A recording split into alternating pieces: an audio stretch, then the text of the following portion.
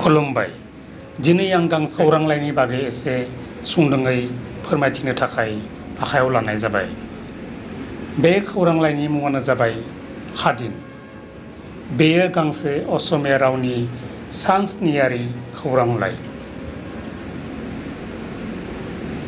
बे खौरां लाइनि गासै बिलाइया 16।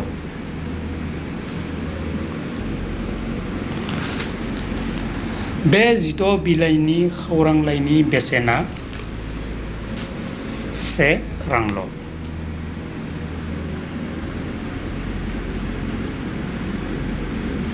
थारैनो बेयो मोनसे साननो गोनां खोथा नङाना? बेनिफ्रायनो जों मोनसे खोथाखौ साननो एबा बुंनो हायोदि गुबुन हारिफोरनि गेजेराव दासिमबो खौरां लाइ बायगिरिफोर दं। नङाब्ला 1 राङाव गांसे खौरां लाइखौ फाननो थांनाया एफा गोरलै खोथा नङा। दिनै जोंहाबो बेनि बागै एसे साननानै नायनो गोनांथि जानानै फैबाय। दिनै जोंनि गेजेरावबो खौरां लाइ बायनानै फरायनायनि मोनसे जावरिखांनाय लाबोनायनि गोनांथि जानानै फैबाय। दुखुनि बाथ्रा दि जोंनि गेजेराव दासिम नांगौ बायदि खौरां लाइ फरायगिरि एबा बायगिरिनि आंखाल।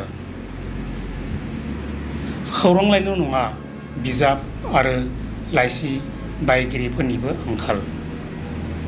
जायखिजाया जोंनि गेजेराव मोनसे दा खौरां लाइ लोगोसे बिजाब लाइसि बायनानै फरायनायनि गोनांथि जानानै फैबाय।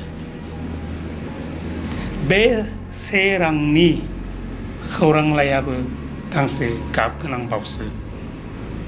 आं दा जा खौरां लाइनि बागै बुंबाय थादों, फिन बुंफिनदों दि बे खौरां लाइनि मुङानो जाबाय खादिन। बेयो गांसे असमिया रावनि सानस्नियारि खौरां लाइ। बे खादिन खौरां लाइखौ गुवाहाटीनिफ्राय फोसावनाय जादों आरो बिनि बेसेना 1 रांल' आरो बिनि बिलाइया गासै गां 16।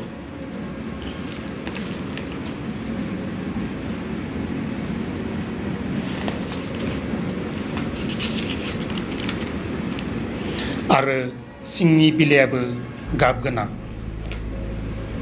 थारैनो बे जोंनि थाखाय मोनसे जोबोद साननो गोनां। आरो बेनि थारैनो जों बे खोथाखौ मिथिनानै मोनोदि गुबुन हारिफोरनि गेजेराव दाबो खौरां लाइ अनसायगिरिफोर दं।